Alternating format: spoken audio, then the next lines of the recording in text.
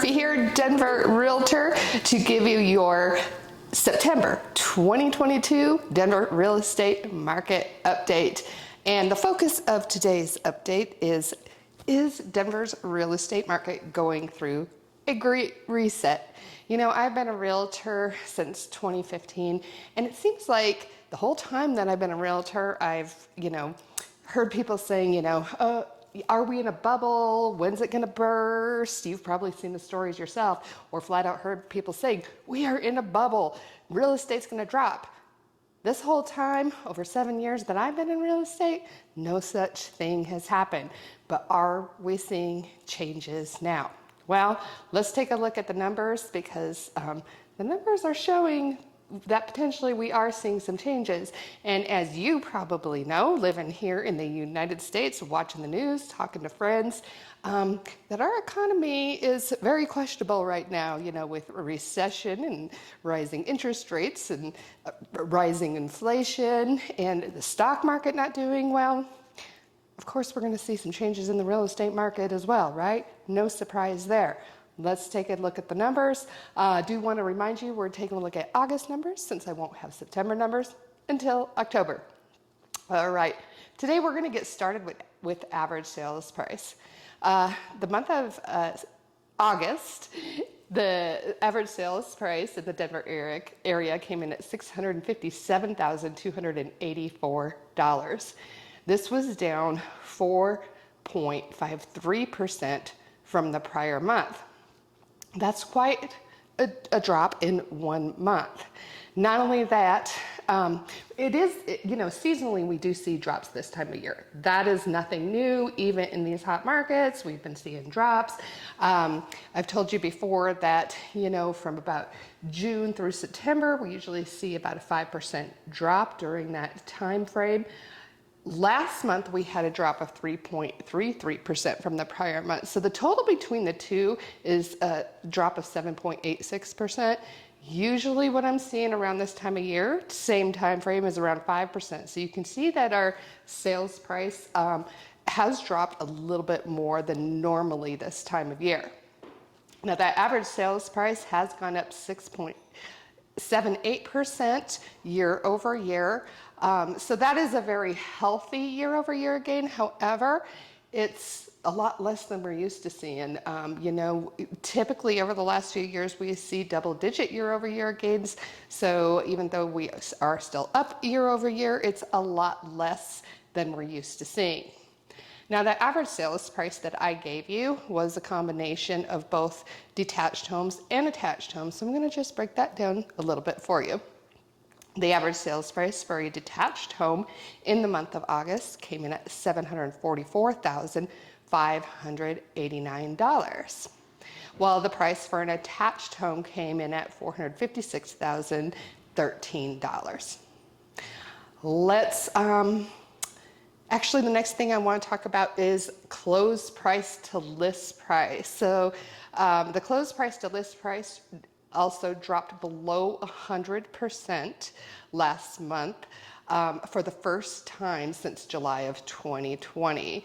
So that is the difference between list price and what the house closes at. And, for the longest time with all the multiple offers, we've been seeing that average be over 100%. I've seen it up to 106%.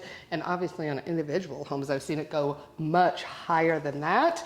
But for the first time, homes aren't going as quick. We don't have as many multiple offer situations. And so that closed price to list price is, for the first time, as I said, since July of 2020, down below 100%. Another indicator that we're seeing some market changes here. Also, another indication of market change is our days on the market. Average days on the market came in at 19 days, and median came in at 11.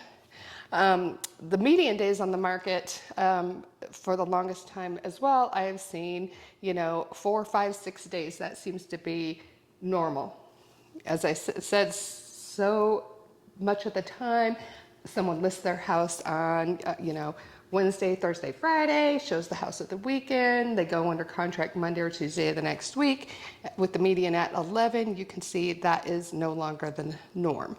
So prices slowing down a bit and sitting on the market just a little bit longer. Now we're going to go into inventory. So we ended the month of August with 6,939 homes on the market. This was actually down 5.73% from last month. So our inventory actually shrank just a bit instead of growing. We've seen over the last few months our inventory has been growing, but it did actually shrink a bit. However, it was up 93.72% year over year.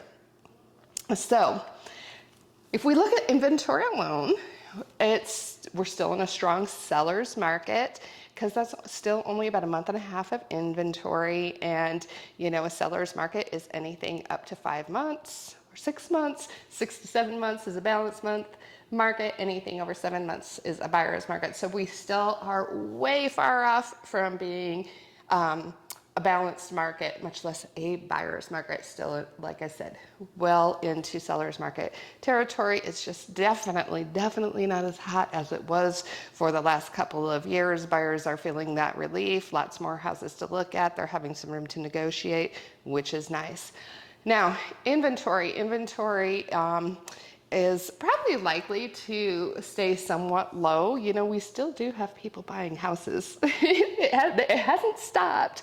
And here's the thing, you know, while interest rates were low, people that live here locally, if they decided maybe they wanted to upgrade their home or move somewhere else, because interest rates were still low, there was you know, no reason not to sell your house and to move into something else. But if your current home, you have a great interest rate, maybe 2.75, maybe 3%, now the decision to sell your home and buy something else, you know, there's more to consider because of the fact that if you go get a new loan, you may be in the high 5s, above 6, and that doesn't sound too attractive. So likely compared to years past, there will be more people that decide to just stay in the home that they're in because they have a great interest rate, and instead of selling their house and purchasing a new home.